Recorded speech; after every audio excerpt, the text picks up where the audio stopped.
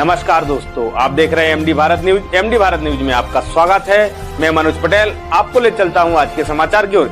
ये जो नारायणपुरा रजपुरा का एरिया है, ये पूरा लगभग 100% यहाँ पर आदिवासी परिवार निवास करते हैं और यहाँ पर काफ़ी इंटीरियर में गांव हैं। और इन गांवों में जो हमारी स्वास्थ्य सेवाएं हैं, जिसमें खास तौर से गर्भवती महिलाओं का पूरा इलाज और उपचार और साथ में बच्चों का टीकाकरण, ये बहुत क्रूशल है। और ख़ास तौर से बारिश के दिनों में यहाँ पर बहुत दिक्कतें होती हैं।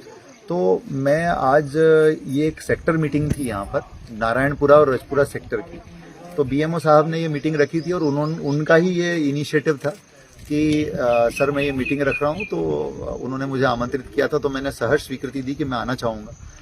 और आज हमने एक एक आशा कार्यकर्ता से और एक एक आशा सुपरवाइजर से यहाँ पे बात की, क्योंकि ये बहुत इंटीरियर में जाके काम करती हैं। तो इन्होंने मुझे कुछ चीज़ें बताई जो वाकई में जिन पर काम करने की बहुत ज़्यादा ज़रूरत है। तो वो चीज़ें समझ में आई, जैसे यहाँ पर आधार कार्ड नए बनाना, इसका अपडेशन, समग्र आईडी में नाम जोड़ने के इश्यूज यहाँ ये बहुत ज़्यादा हैं। यदि ये जन्म प्रमाण पत्र की दिक्कतें ये बहुत हैं।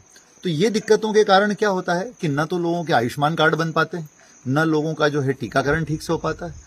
क्योंकि जैसे आपको टीका लगवाना है तो टीकाकरण में सबसे पहले वो आपका समग्र आईडी मांगता है। अब समग्र आईडी नहीं है तो टीकाकरण कैसे दर्ज होगा, उसका नहीं हो सकता। तो ये चीज़ों की समस्या यहाँ पर बहुत बड़ी है। तो इसमें सरपंच साहब ने भी अच्छा इनिशिएटिव लिया है।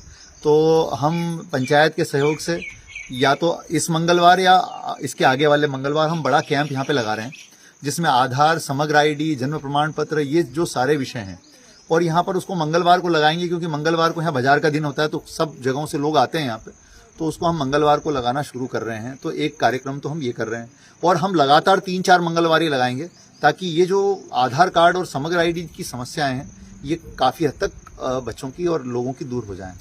दूसरा एक यहाँ पर जो प्रॉब्लम है एनीमिया का है कि बच्चे, और जो ये आज हमारी CHO बता रही थी कि इनके पास जो लोग इलाज के लिए आते हैं अधिकतर लोग एनीमिक हैं, ब्लड की कमी है, मतलब इम्यूनिटी कमजोर है इनकी। एनीमिया होने के कारण क्या होता है कि आगे चल करके यदि महिला गर्भवती होती है तो उसकी मृत्यु का या बच्चे की मृत्यु का भारी अंदेशा होता है। पुरुषों में भी एनीमिया यहाँ पर है काफ़ी।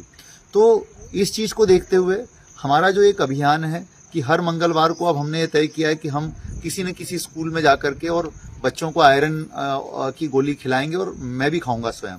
तो अब अगले मंगलवार को मैं इसी एरिया में कहीं आऊँगा और यहाँ पर हम लोग एक सभी बच्चों के साथ मिल करके आयरन की टेबलेट खिलाएंगे उनको। तो ये एक दूसरी चीज़ है जिसके ऊपर काम करना है।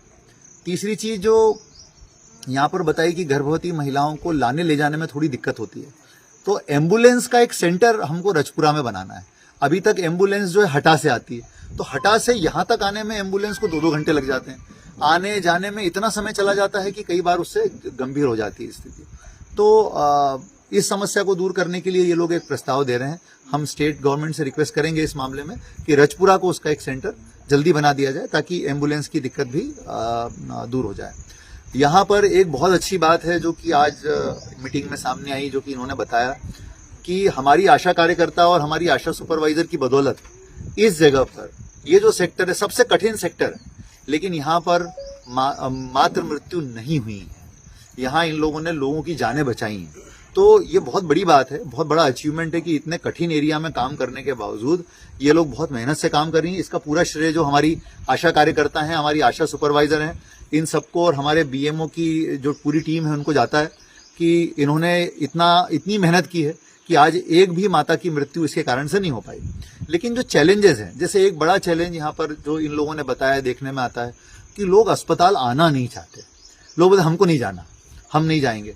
और कई लोगों के एग्जाम्पल ये दिए कि जैसे वो घर से भाग जाते हैं, स्वास्थ्य कार्यकर्ताओं को देखते हैं तो भाग जाते हैं वो घर से कि हमको जाना ही नहीं अस्पताल। अब ये एक बड़ा चैलेंज है कि लोगों के व्यवहार में कैसे परिवर्तन लाया जाए कि उनको अस्पताल लेकर के आया जाए। तो मैंने इनको यही कहा है अभी जो हमारी डिस्कशन हुई